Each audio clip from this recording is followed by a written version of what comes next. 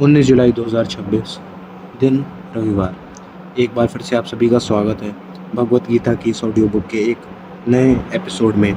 आज हम लोग कंटिन्यू कर रहे हैं अध्याय 3 श्लोक नंबर 26 से। यह श्लोक कुछ इस प्रकार से है। न बुद्धि भेदम जनयेद ज्ञानम कर्म संगीनाम जोशयेत् सर्वकर्माणि विद्यांतुकः समाचारण, जिसका अर्थ कुछ इस प्रकार से है। परमात्मा के स्वरूप में अटल स्थित हुए ज्ञानी पुरुष को चाहिए कि वह शास्त्र विहित कर्मों में आसक्ति वाले अज्ञानियों की बुद्धि में भ्रम अर्थात कर्मों में अश्रद्धा उत्पन्न ना करे, किंतु स्वयं शास्त्र विहित समस्त कर्म भलीभांति करता हुआ उनसे भी वैसे ही करवाए। अब हम लोग सोचते हैं कि क्या चीज़ कृष्ण जी कहने का प्रयास कर रहे हैं। तो अभी तक पिछले श्लोकों में हम लोगों ने बात करी है कि एक जो कर्मयोगी होता है वो किस तरीके से जो है अपने जो अपनी ड्यूटी है ऑफ डूइंग कर्म उसी के प्रति जो है रिस्पॉन्सिबल होता है। He is not attached to the fruits और to the fruits of his karmas. But जो लोग स्टिल अटैच्ड हैं, जो अपने एक्शन से अटैच्ड हैं, उनके कॉन्सिक्वेंसेस से अटैच्ड हैं, भगवान कृष्ण कह रहे हैं कि ऐसे कर्मयोगी को ये नहीं चाहिए कि वो जा कर के उनको कहे कि अरे तुम ये क्यों कर रहे हो, अरे तुमको ये नहीं करना चाहिए, या फिर ऐसा कर रहे हो वैसा करो। You do not have to instruct them और you do not even have to go and unsettle them और मेक देम फील अनकम्फर्टेबल। अब इसको देखने का एक और तरीका ऐसा हो सकता है कि suppose there are a bunch of particles and if a particle goes and tries to collide with some other particle, what that will create is it will create more vibrations in that system, or it will create more disturbances in that overall system. और जो हमारी society है वो भी कुछ इसी प्रकार से है कि अगर हम लोग जा करके किसी और बंदे को डिस्टर्ब करेंगे, बोलेंगे कि नहीं भाई तू ये चीज़ सही नहीं कर रहा है, तो at the end of the day वो चीज़ और ज़्यादा डिस्टर्बेंसेस क्रिएट करेगी rather than making that other person go on to the right path.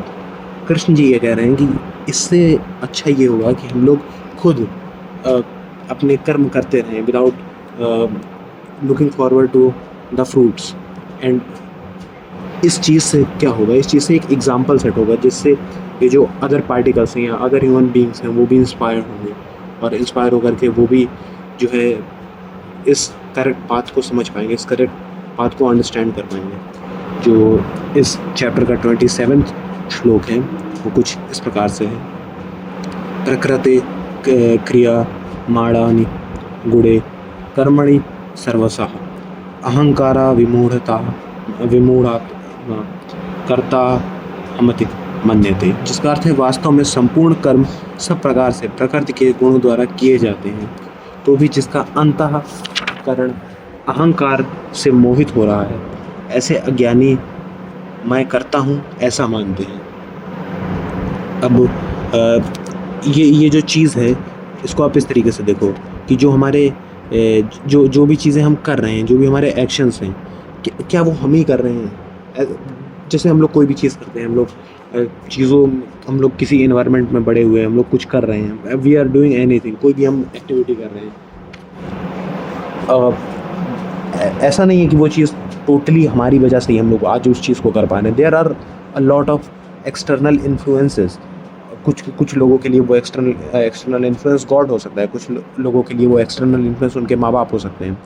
But जो एक अहंकारी पुरुष होता है, या फिर जो एक अहंकार पुरुष भी नहीं, जो एक अहंकारी इंसान होता है, बिकॉज दैट यूजिंग पुरुष here would be to misogynist, because we are this is 2026. You cannot use something like purush and be offensive to someone else or some other group of human beings. But again, jokes apart, if you look at any action that we are doing, कोई भी चीज़ जो हम कर रहे हैं वो हम लोग सिर्फ इसलिए नहीं कर रहे हैं क्योंकि हम उसको करना चाहते हैं। Again there are external influences. हो सकता है वो एक्सटर्नल इन्फ्लुएंस कोई सेलिब्रिटी हो सकता है आपने किसी और को कोई चीज़ करते हुए देखा हो। जैसे मैं आपको अपना एग्जांपल देता हूँ, मैंने सोल्स गेम खेलना चालू किया। क्यों मैंने ये गेम खेलना चालू किया? क्योंकि मैंने देखा कि अरे भाई ये यूट्यूबर खेल रहा है और उसको मज़ा आ रहा है और मुझे भी उसको वो चीज़ देख के मज़ा आ रहा है। तो मैंने सोचा कि यार ये कर रहा है, मैं करता हूँ, मैं कर रहा हूँ, और मुझे देख के किसी और को लगा ओ यार ये बंदा ये गेम खेल रहा है, मुझे भी ये गेम खेलनी है। तो जो भी हम एक्शंस कर रहे हैं वो चीज़ जो है हम लोग तो करना चाहते ही हैं, but again there are a lot of external influences जिनकी वजह से वो एक्शन जा कर के हो पा रहा है। अब हम लोग मूव ऑन करेंगे श्लोक नंबर 28 पर। जो हमारा श्लोक नंबर 28 है वो कुछ इस प्रकार से है।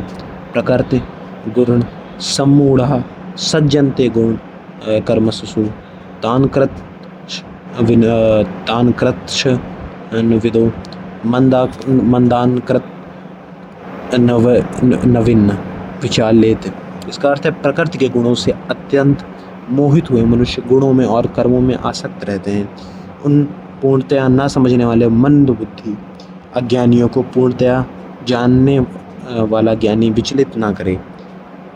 जो है वहीं जो this is in a way a regurgitation of shlok number 26 जो जिससे हमने स्टार्ट किया था कि if a particle is achieving equilibrium it is